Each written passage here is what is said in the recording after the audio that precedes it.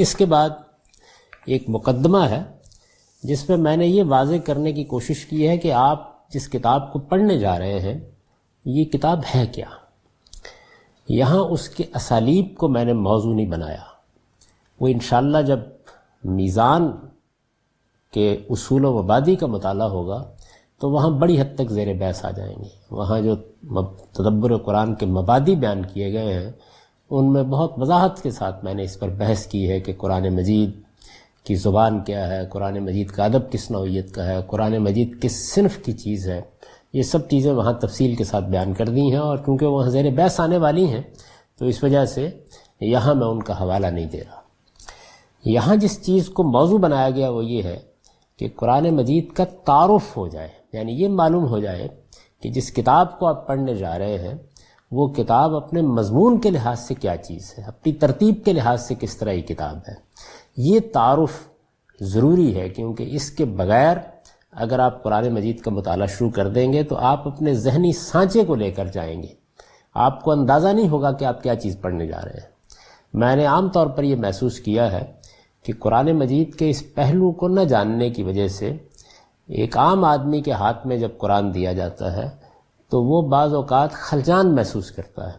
یعنی ہم چونکہ اس بات کے عادی ہوتے ہیں کہ اگر کوئی کتاب پڑھنے جا رہے ہیں تو اس کے اندر مباحث کی ایک ترتیب ہوگی، اس میں مثال کے طور پر توحید پر کوئی خطبہ ہوگا، یا کوئی ایک پہلا مضمون ہوگا، یا کوئی ایک باب ہوگا، پھر رسالت پر گفتگو ہوگی، پھر ہو سکتا ہے کہ دین کے اور مباحث ہوں. قرآن مجید اس نوعیت کی کتاب نہیں ہے. یہ کس طرح کی کتاب ہے؟ میں نے بحث بات سمجھانے کے لیے کئی مرتبہ یہ عرض کیا ہے کہ مثال کے طور پر آپ شیکسپیئر کو پڑھنا چاہتے ہیں تو شیکسپیئر کیا کرتا ہے؟ یعنی اس کے پیش نظر جن مباحث کو دوسروں تک پہنچانا ہے اس کے لیے وہ تمثیل کا اسلوب اختیار کرتا ہے. یہ میں محض بات سمجھانے کے لیے مثال دے رہا ہوں. یعنی آپ دیکھتے ہیں کہ ایک تمثیل ہے جس کے کردار ہیں، جس میں کردار ایک دوسرے سے گفتگو کر رہے ہیں، ایک پس منظر نمایاں ہوتا چلا جاتا ہے، تو جو کچھ بھی اس کو کہنا ہے اسی طرح کہہ رہا ہوتا ہے. قرآن مجید میں بھی آپ کو اسی نوعیت کی صورتحال سے سابقہ پیش آتا ہے. یعنی قرآن مجید کو جب اس کے مضمون کے لحاظ سے آپ دیکھتے ہیں تو جو سب سے نمایاں چیز آپ کے سامنے آتی ہے وہ ہے جس کو میں نے اس مقدمے کے پہلے جملے میں بیان کیا ہے، اور وہ یہ ہے کہ اپنے مضمون کے لحاظ سے قرآن ایک رسول کی سرگزشت انذار ہے. اس کا کیا مطلب ہے؟ اس کا مطلب یہ ہے کہ اللہ تعالیٰ نے ایک رسول کو مبعوث فرمایا. محمد بن عبداللہ صلی اللہ علیہ وسلم اللہ کے نبی بھی تھے اور اللہ کے رسول بھی تھے. یعنی اللہ کے نبی تھے اس لحاظ سے کہ اللہ کی ہدایت لے کر آئے تھے، انسانوں کی اصلاح کے لیے اللہ تعالیٰ نے جو شریعت نازل کی ہے وہ ان تک پہنچانے کے لیے آئے تھے، اور دوسری جانب وہ رسالت کے منصب پر بھی فائز تھے. رسالت کے منصب پر فائز ہونے کا مطلب یہ ہے کہ وہ اپنی قوم کے لیے خدا کی عدالت بن کر آئے تھے. یعنی نبوت یہ ہے کہ خدا کا پیغام پہنچا دیا جائے، دین کی دعوت پیش کر دی جائے، لوگوں کو ایمان و اخلاق کے بارے میں متنبہ کر دیا جائے، شریعت کے کچھ احکام پہنچانا مقصود ہے تو ان کا ابلاغ کر دیا جائے. یہ نبوت ہے. یعنی خدا سے وحی پائی، نبوت کے منصب پر کسی شخصیت کو فائز کیا گیا اور اس نے خدا کی ہدایت پہنچا دی. اور اس سے اگلی چیز کیا ہے؟ کسی قوم کو خبردار کیا گیا کہ میں تمہاری طرف خدا کا رسول بن کر آ گیا ہوں، مجھے تمہارا فیصلہ کرنا ہے. یعنی یہ سب دنیا کس اصول پر بنائی گئی ہے؟ یہ اس اصول پر بنائی گئی ہے کہ یہاں اللہ تعالیٰ نے ایک امتحان برپا کر رکھا ہے جس کا فیصلہ قیامت میں ہونا ہے، تو رسول آ کے وہ فیصلہ اسی دنیا میں کرتا ہے جس قوم کی طرف آتا ہے. اب ظاہر ہے کہ یہ فیصلہ کس طرح ہوتا ہے؟ رسول اپنی قوم کو خبردار کرتا ہے، اس تک خدا کا پیغام پہنچاتا ہے، اور اس کو یہ کہتا ہے کہ میں سائل کی درخواست لے کر نہیں آیا. ایسا نہیں ہے کہ میں دروازے پر آؤں گا اور آ کے اپنی استدعا پیش کروں گا، مانے یا نہ مانے کوئی، میں چلا جاؤں گا. نہیں، میں خدا کے سفیر کی حیثیت سے آیا ہوں، اور میری بات اگر نہیں مانی جائے گی تو پھر میں تطہیر کروں گا. یعنی ماننے والوں کو اور نہ ماننے والوں کو الگ الگ کروں گا.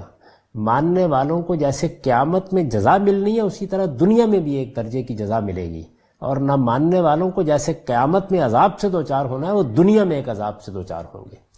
یہ وہ چیز ہے کہ جس کو اگر ایک جامع تعبیر میں بیان کیا جائے تو وہ انذار ہے، یعنی گویا اللہ کے پیغمبر ہدایت پہنچانے کا کام بھی کرتے ہیں، اور اگر وہ رسالت کے منصب پر فائز ہوں تو وہ اپنی قوم کو اس عذاب سے خبردار کرتے ہیں، اور پھر اللہ کی سنت کے مطابق اگر قوم انکار پر اصرار کرے، پیغمبر کو جھٹلا دے تو وہ عذاب آ جاتا ہے۔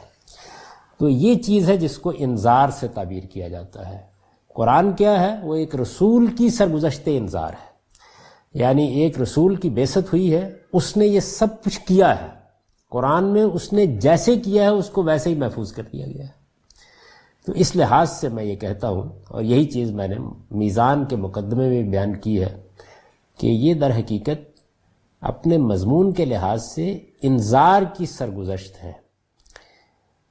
شاید یہ تعبیر اس سے پہلے چونکہ کبھی اختیار نہیں کی گئی تو لوگوں کو اجنبی لگے، اس وجہ سے اس کی بہت شر و بست کے ساتھ تفہیم حاصل کر لینی چاہیے، یعنی اس سے مدعا کیا ہے یہ جاننا بہت ضروری ہے، ورنہ آپ قرآن مجید کس نوعیت کی کتاب ہے اس کو سمجھ نہیں سکیں گے۔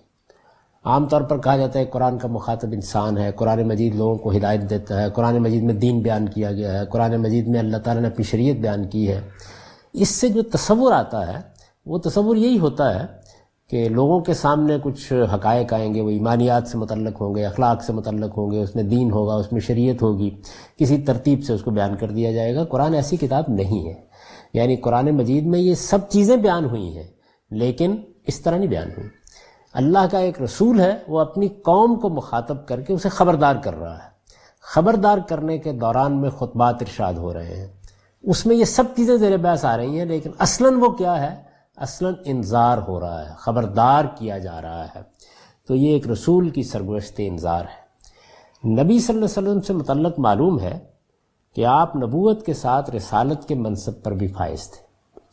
اللہ تعالیٰ جن لوگوں کو خلق کی ہدایت کے لیے مبعوث فرماتے ہیں اور اپنی طرف سے وحی و الہام کے ذریعے سے ان کی رہنمائی کرتے ہیں، انہیں نبی کہا جاتا ہے۔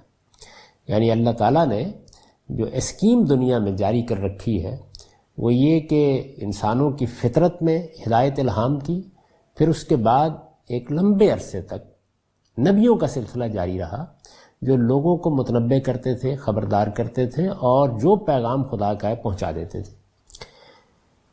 لیکن ہر نبی کے لیے ضروری نہیں ہے کہ وہ رسول بھی ہو، یعنی رسالت ایک برتر منصب ہے، نبوت عام ہے اور رسالت خاص ہے، لیکن ہر نبی کے لیے ضروری نہیں ہے کہ وہ رسول بھی ہو۔ رسالت ایک خاص منصب ہے جو نبیوں میں سے چند ہی کو حاصل ہوا ہے۔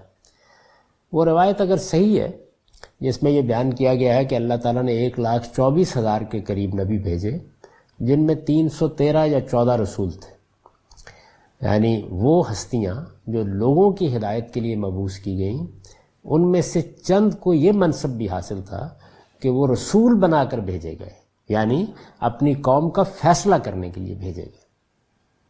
قرآن میں اس کی تفصیلات کے مطابق رسول اپنے مخاطبین کے لیے خدا کی عدالت بن کر آتا ہے، یعنی وہ عدالت جو قیامت میں لگنی ہے، جس میں خدا کو ماننے والے نہ ماننے والوں کا فیصلہ سنایا جانا ہے، وہ عدالت زمین پر لگتی ہے اور رسول وہ عدالت بن کر آتا ہے۔ قرآن میں اس کی تفصیلات کے مطابق رسول اپنے مخاطبین کے لیے خدا کی عدالت بن کر آتا ہے اور ان کا فیصلہ کر کے دنیا سے رخصت ہوتا ہے، یعنی وہ آتا ہے، آ کے خدا کا پیغام پہنچاتا ہے، خبردار کرتا ہے، یہ بتا دیتا ہے کہ میں عدالت بن کے آیا ہوں، میں فیصلہ کر کے جاؤں گا، اور پھر یہ فیصلہ ہو جاتا ہے، یعنی اسی دنیا میں ہو جاتا ہے۔ قرآن بتاتا ہے کہ رسولوں کی دعوت میں یہ فیصلہ، یعنی اب یہ فیصلہ ہونا ہے، یوں سمجھ لیجئے کہ عدالت لگی ہوئی ہے، اس میں لوگوں کو پیش کیا جا رہا ہے، ان کو بتایا جا رہا ہے، ان کی فرد قرار داد جرم ان کے سامنے پڑی جا رہی ہے، اور اس کے بعد ایک دن یہ بتایا جائے گا کہ اب ان میں سے کون ہے جو بری ہو جائے اور وہ کون ہے کہ جس کو پھانسی لٹکا دیا جائے گا، کون ہے جس کو جیل میں ڈال دیا جائے گا، کس کے لیے کیا سزا ہے۔ قرآن بتاتا ہے کہ رسولوں کی دعوت میں یہ فیصلہ انذار عام، اتمام حجت اور ہجرت و برات کے مراحل سے گزر کر صادر ہوتا، اور اس طرح صادر ہوتا ہے کہ آسمان کی عدالت زمین پر قائم ہوتی، خدا کی دینونت کا ظہور ہوتا، اور رسول کے مخاطبین کے لیے ایک قیامت صغریٰ برپا ہو جاتی ہے۔ ساری بات کو سمجھ لیجئے، یعنی رسول آیا ہے، خدا کی عدالت بن کر آیا ہے، پہلا کام کیا کرے گا؟ انذار، خبردار کرنے کا کام۔ اور پہلے مرحلے میں یہ کام چھوٹی چھوٹی مجالس میں، انفرادی ملاقاتوں میں ہوتا ہے۔ قرآن مجید کی جو صورتیں مرحلہ انذار کی ہیں، ان میں آپ کو اندازہ ہو جائے گا کہ یہ کس طرح سے کیا جاتا ہے۔ پھر اس کے بعد رسول کو حکم دیا جاتا ہے کہ اب وہ کھلم کھلا اپنی قوم کو پکارے۔ یعنی یہ بالکل ایسے ہی ہے کہ آپ لاہور شہر میں آئے، آپ نے کچھ لوگوں کے ساتھ ملاقات کی، اس کے اعیان و اکابر کے سامنے بات بیان کی، کچھ مجالس میں جا کے اپنا نقطہ نظر بیان کیا، لیکن پھر ایک وقت ایسا آ گیا کہ آپ نے پورے شہر کو پکارا، تو یہ انذار عام کا مرحلہ شروع ہو جاتا ہے۔ انذار عام کے مرحلے کے بعد پھر اتمام حجت کا مرحلہ آتا ہے، یعنی آخری بات، ہر لحاظ سے حق واضح کر دیا جاتا ہے، سوالوں کے جوابات دے دیے جاتے ہیں، اور پھر آخری بات کہی جاتی ہے، یعنی اس طریقے سے، اس اسلوب میں کہ جس میں کسی کے پاس کوئی عذر باقی نہیں رہتا۔ اس کو اتمام حجت کہا جاتا ہے۔ حجت پوری کر دی، گنجائش نہیں رہ گئی کسی کے پاس کوئی بات کرنے کی۔